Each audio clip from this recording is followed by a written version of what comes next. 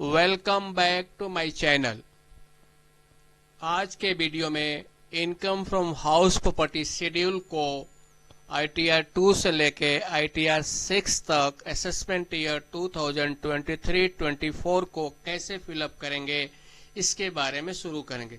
तो चलिए हम ITR 2 से लेके 6 तक income from house property schedule को भरना सीखते हैं। तो ये हमारा इनकम फ्रॉम सामने जो दिखाई पड़ रहा है ये हमारा इनकम फ्रॉम हाउस प्रॉपर्टी का शेड्यूल है। तो चलिए हम शुरुआत करते हैं।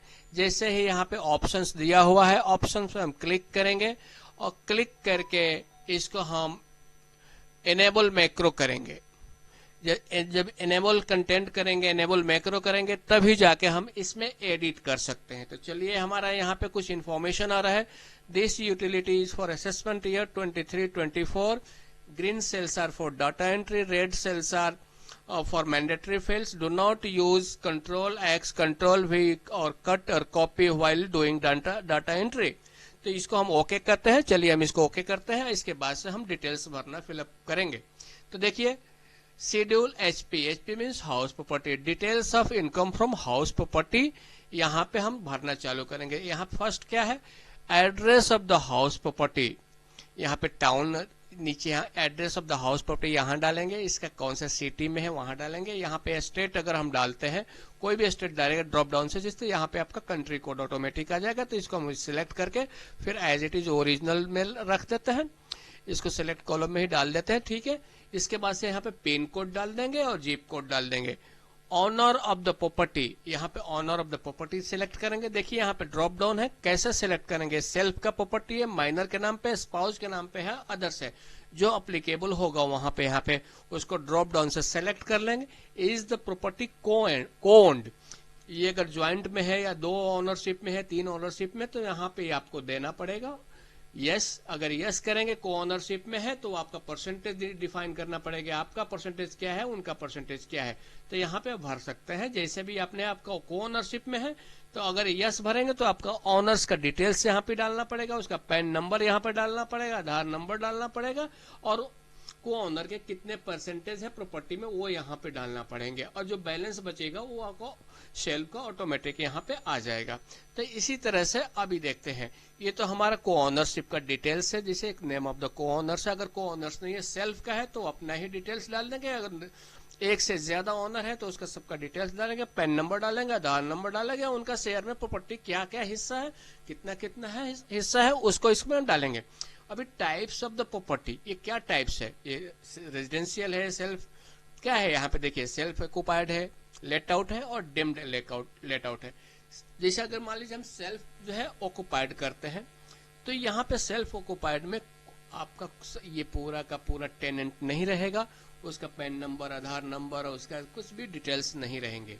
वहां पे जो ग्रॉस रेंट रिसीव्ड होगा वो आपका जो है ऑलरेडी 0 होगा। The amount of rent which can not be realize वो यहाँ पे डालेंगे। Tax paid on the local authority उसको यहाँ डालें। टोटल इसका टैक्स ये आपका हो जाएगा। टोटल BNC ये आ जाएगा। एनुअल वैल्यू A-D ये है, ये हमेशा D रहेगा, माइनस ही रहेगा, और D ये हमारा जो वैल्यू होगा यहाँ पे ऑटोमेटिक रिजल्टेंट फिगर आ जाएगा। Annual value of the property own, if there is a ownership property then here annual value of your share of property should be there.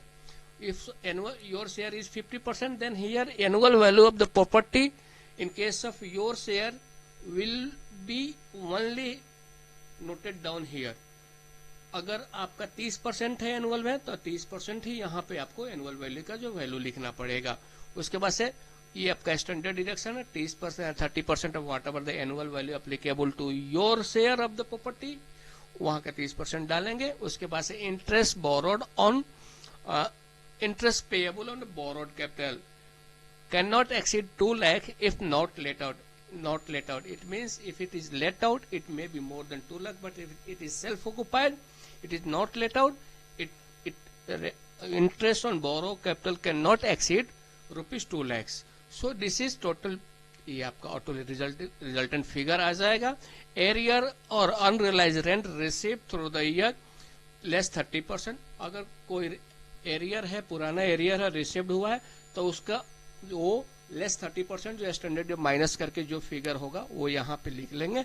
Income from the house property, ये आपका automatic resultant figure जैसे आपका यहाँ पे लिखा हुआ उस तरह से आ जाएगा।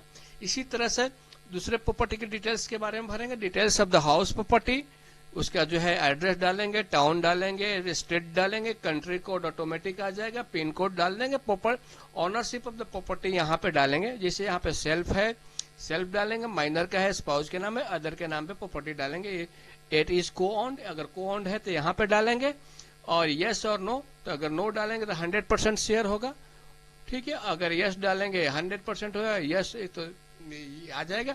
उसके बाद से अगर यहाँ पे ऑनरशिप डिटेल्स डाल दिया, यहाँ पे प्रॉपर्टीज के डिटेल्स पूछ रहे हैं, यहाँ पे सेलेक्ट, अगर मान लीजिए इसको हम सेलेक्ट करते हैं, ये लेट आउट सेलेक्ट करते हैं, तो यहाँ पे टेनेंट की आपको डिटेल्स भी देने पड़ेंगे। जैसे आपका टेनेंट नंबर 1, 2, 3, उसका टेनेंट का पैन नंबर देने का, आधार नंबर डालेगा, pan number of the tenants, if credit, if TDS credit is claimed, okay. यहाँ पे डिटेल्स डालने पर ग्रॉस रेंट रिसीव्ड और रिसीवेबल, ये आपका प्रॉपर्टी के सेकंड प्रॉपर्टी के बारे में होगा। The amount of the rent which can not be realize, वो यहाँ पे आएंगे। Tax paid to the local authority, दोनों का टोटल ये हो जाएगा। एनुअल वैल्यू जो आपका this minus this total will be annual value होगा। ये एनुअल वैल्यू वो होगा जो आपके शेयर के, आपके प्रॉपर्टी में जो शेयर है उसके लिए एप्लीकेबल एनुअल वैल्यू ही यहाँ पे लिखा जाएगा। Interest payable on borrowed capital, it can exceed more than 2 lakhs if it is let out, if it is not let out it cannot exceed 2 lakhs rupees। so ये हमारा automatic आ गया। Arrear और unrealised rent received during the year less 30%, what is the 30%? It is a standard deduction. What ever the rent not received in during the previous but received in the current year, then from that rent received we have to deduct 30% or whatever the resultant figure is there we have to put here। उसके बाद से pass through the profit और loss है, अगर कोई profit and loss को through pass हो रहा है तो उसको डाल देंगे। उसके बाद से क्या होगा, इन जो फिगर आएगा ये रिजल्टेंट फिगर होगा। Income under the head income from the house property, ये आपका जो रिजल्टेंट फिगर है। अगर इसमें आपको को ऑनर ऐड करना है, चाहे टेनेंट ऐड करना है, चाहे हाउस प्रॉपर्टी, यहाँ पे क्लिक करेंगे, अगर जैसे क्लिक करेंगे एक अलग से हाउस प्रॉपर्टी ऐड हो जाएगी। उसके बारे में पूरा का पूरा जो है डिटेल्स एज इट इज पूरा का पूरा, ये आपका प्रॉपर एड्रेस आ जाएगा, ओनरशिप डिटेल्स आएंगे, टाइप्स ऑफ प्रॉपर्टी, ये तीनों उसमें ऐड हो जाएंगे। जैसे ही प्रॉपर्टी के बारे में एक ऐड करेंगे, ऐड प्रॉपर्टी करेंगे, उसमें आपको 3 कॉलम ऐड हो जाएंगे, 3 कॉलम नहीं 3 रो ऐड हो जाएंगे। ये हो जाएगा address of the property, ownership details आ जाएगा, टाइप्स ऑफ द प्रॉपर्टी आ जाएंगे, तीनों उसमें ऐड आ जाएंगे। और इसमें आपको अगर को ओनर्स का रो ऐड करना है तो वहां पे भी को ओनर्स का रो ऐड कर देंगे। टेनेंट का ऐड करना है तो टेनेंट का यहाँ पे ऐड कर देंगे। इस तरह से जो है आप डिटेल्स भर सकते हैं, लेकिन इसके लिए आपको सभी डिटेल्स जो डिटेल्स है आपको साथ में लेके बैठना पड़ेगा, नहीं तो आपको बार बार जो है वर्किंग की जरूरत पड़ेगी। इसके लिए जब भी आप कोई आईटी रिटर्न फाइल करते हैं या इनकम टैक्स का कोई शेड्यूल्स, इनकम शेड्यूल्स फिलअप करते हैं, तो ये पूरा का पूरा देख लीजिए, सब डिटेल्स एक साथ लेके बैठिए और उसके बाद से उसको भरते चले जाइए। बहुत ही इजी है, इसमें कुछ भी नहीं है। तो चलिए अब वीडियो हम यही समाप्त करते हैं। इसके बाद हम देखेंगे ITR 7 में income from house property schedule कैसे फिलअप करेंगे। तब तक के लिए धन्यवाद, आज्ञा दीजिए। अगर ये वीडियो पसंद आया हो तो लाइक कीजिए, सब्सक्राइब कीजिए और शेयर करते रहिए। Thank you very much.